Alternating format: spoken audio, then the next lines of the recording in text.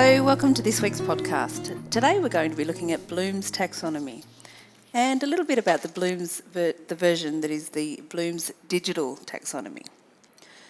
So first, a little bit of history. In the 1950s, Benjamin Bloom created Bloom's taxonomy, and it was a way for him to think about how our cognitive domains work and how we structure our thinking processes, and it's an important theory in regards to education. In the 1990s and early 2000s, Anderson and Krathwohl updated the taxonomy and changed some of the language around it, but essentially the thinking was the same.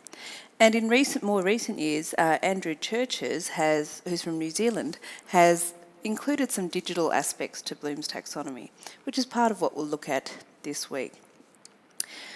So the idea is that Bloom's taxonomy is a hierarchy of thinking skills. And there are 6 levels in the hierarchy, and they are remembering, understanding, applying, analysing, evaluating, and creating. And they move from the lower order thinking, that is remembering, right up to the higher order thinking, that is creating. And there's no specific importance placed upon any of those, but the idea is that when students or learners are working in the higher order thinking levels, the creating, evaluating and analysing levels of Bloom's taxonomy, they are using more higher order thinking skills. So they're having to use their cognitive functions a little more robustly. But the idea is it's a hierarchy. So without being able to remember and understand and apply the knowledge that we have, we won't be able to analyse, evaluate and create. So all of these things work together. We're going to look at these areas of Bloom's taxonomy today in regards to the kinds of things, the kinds of activities that students might do when operating at this cognitive level, and the kind of thinking that's taking place as they're performing these types of tasks. So let's start with remembering. The remembering level is at the lowest end of the Bloom's hierarchy of the Bloom's taxonomy. And remembering is around retrieving, recalling and recognising knowledge from our memory. So when we remember a fact or a definition, or we recite material, or we retrieve the information that we have around something, that's when we're using the remembering level of our thinking. So the kinds of things that we might do at this level are things like listing, describing, identifying, reciting, bookmarking, highlighting, bullet pointing. So it's about finding and retrieving information. At the next level, we are understanding.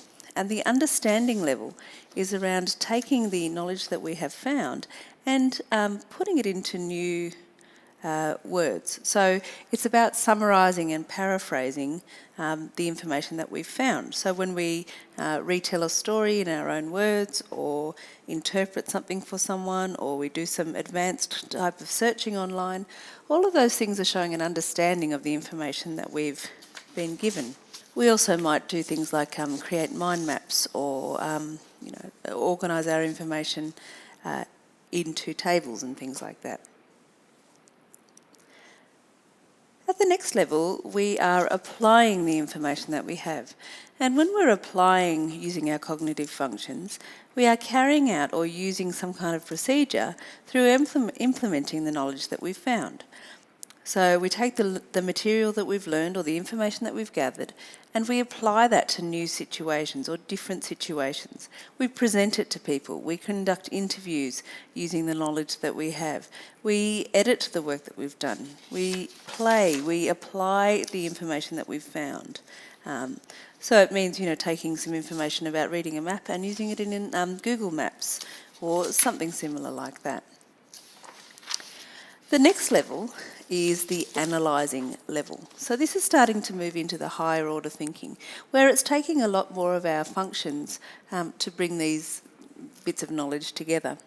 So when we're analysing, we tend to break material or concepts up into parts and think about how those parts relate to each other or to the overall structural purpose of what we're trying to do. So we're organising the information that we found. We're making links between things. We are attributing, outlining, finding, structuring, mashing together. So it's when we put bits together and analyse the parts as well. So we could take a survey of our friends and put that all together in a graph. We could conduct some experiments and analyse the findings for those. When we're evaluating, we're making judgments. We're thinking about how things work within the established criteria or the standards that we've set for that particular thing. So we're checking, hypothesising, critiquing, judging, testing, monitoring, all of those things around evaluating what's happening in front of us. So this might include evaluating a piece of work against some set criteria or a rubric, or perhaps posting in a forum or a blog according to the conditions or the expectations and guidelines that have been set up for us to do so. And then the final level of Bloom's taxonomy, or the highest level where we're using our higher order thinking skills, is the creating level. And that's where we design, construct, plan, produce, invent and make things. So it's about taking all the different elements and the information that we've learned and putting it together to create a new pattern or structure or some kind of product that demonstrates our knowledge and all the thinking that's gone through to that point.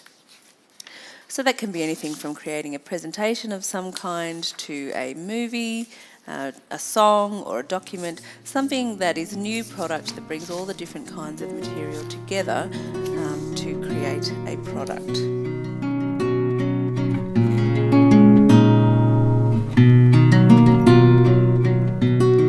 So in some ways, Bloom's taxonomy represents how we learn. If you think about it, before we can understand a concept, we have to remember it. If we understand it, then we can apply that understanding to new situations and solve new problems. Once we've applied it, we can analyse how that's worked and if it's been effective. And then we can do that through evaluation. But before we can create anything, we must have remembered, understood, applied, analysed and evaluated it. Now that's a very simplified way of thinking of it, but it is certainly something that can help us understand Bloom's taxonomy. The other thing to remember is that you don't have to start in any specific place to be able to do Bloom's taxonomy, because if you're working at the applying level, all of those other levels below that are used within that situation. If you're analysing something, you're already demonstrating that you've applied the knowledge and understood and remembered it.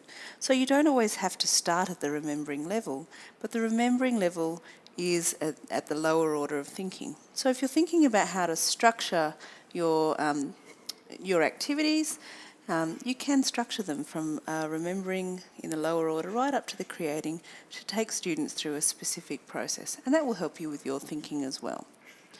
I hope this has helped with your understanding of Bloom's taxonomy. There are some further videos if you want to watch them, and I look forward to talking more about it in Toots.